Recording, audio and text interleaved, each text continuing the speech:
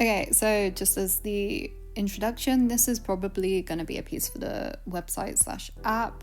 We'll see how it goes. I'm actually not 100% sure yet, but that's what I'm thinking. Usually I plan the piece like where it's going to go in the app, but this one I just started drawing and I was like, oh, it's really cute. So yeah.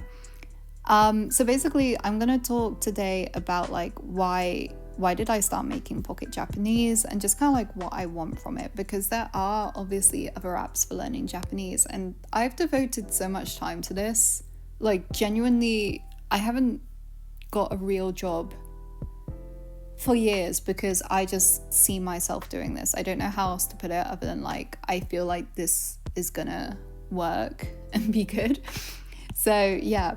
So basically I, like many students, had to study with Genki Book and I have such mixed feelings on it because even though like I even sometimes teach using it, like I don't think it's terrible. There are times when I'm going through like Genki Book, I'm like, I feel like I need to restudy English to understand what you're saying, and this is meant to be a basic textbook.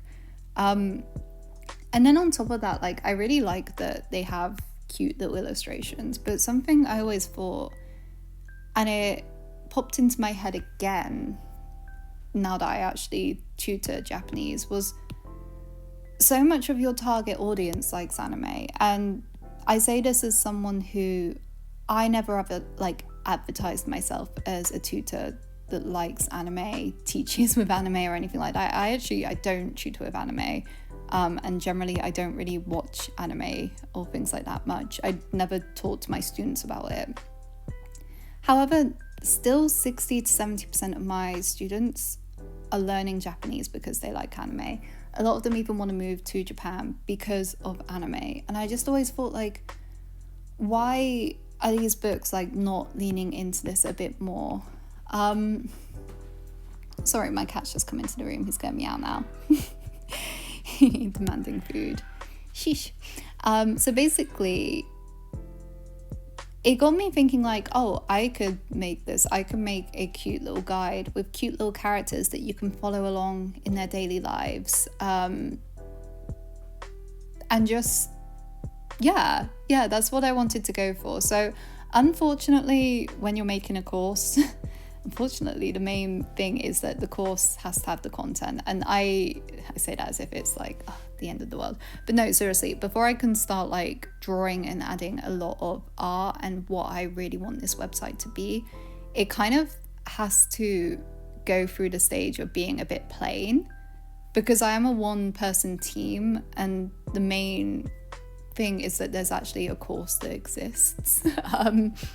Like however much I'd love the main part to be the art, it is not the art, it's the study. It's like the ability to use the course, I guess is the best way to put that. That is way too high up.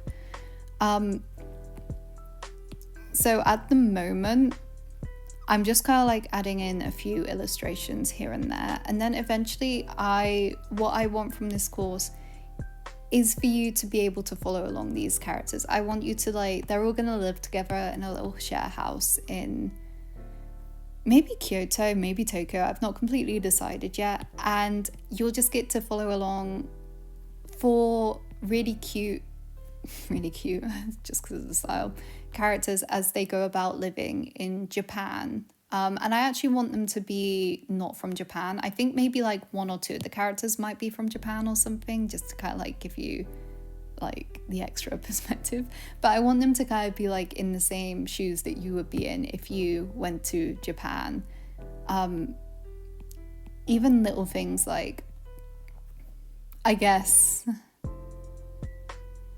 first day at school, I might even have them arriving into the country, and then they'll also like speak in English as well and things like that, because that will likely be like the house language or whatever.